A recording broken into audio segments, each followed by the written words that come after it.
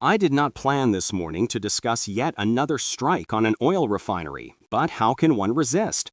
When another fuel tank bursts into flames on enemy territory, there is no reason for sorrow, especially when it concerns a plant in the Orenburg region.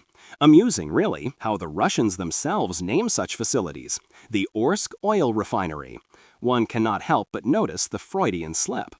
We are talking about a fairly large complex. It processes up to 6,600,000 tons of oil per year.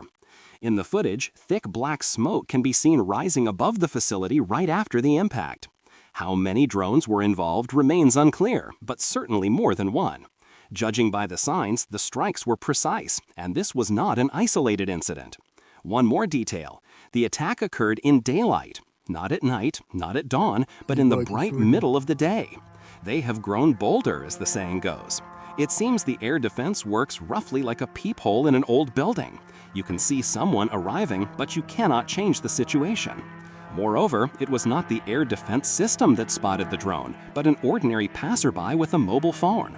The sound of the impact is distinctive, a dull thud, like a cart rolling down the asphalt at night when the whole neighborhood is asleep.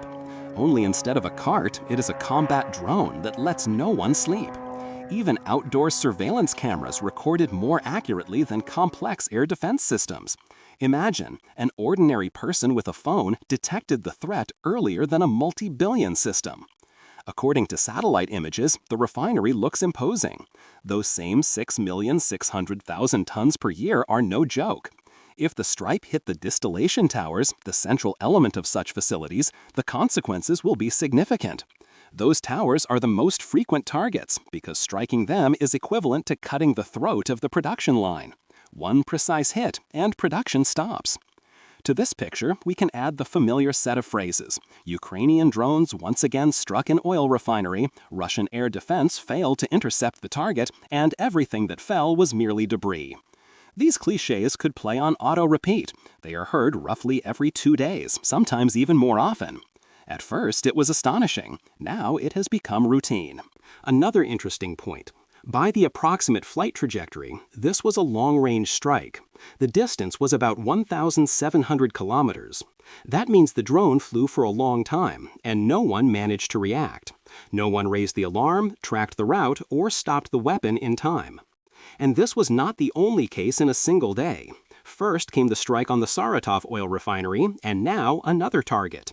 A surprise from Ukraine, so to speak. But not for those who happen to be inside the plant's perimeter. For them, it was more like a hammer blow to the head. All signs indicate that Ukraine has developed a certain rhythm, regular, precise, and increasingly daring strikes deep into the enemy's rear. Each such strike is not just smoke and ruins. It is a message. First, to those who still consider their rear areas protected, and second, to the global audience. Look how the drone economy of 21st century warfare operates. While Russian officials once again claim that the debris fell on its own and that everything is under control, reality speaks for itself. These strikes are not coincidences. They are strategy, deliberate, calculated, based on intelligence and data. They are thousands of small wounds that, over time, cause the body to lose blood, even if at first the damage is not visible. Moreover, disruptions at such a facility affect logistics, prices, and fuel supplies across the region. And related sectors, transportation, agriculture, and energy will feel the consequences within the coming weeks.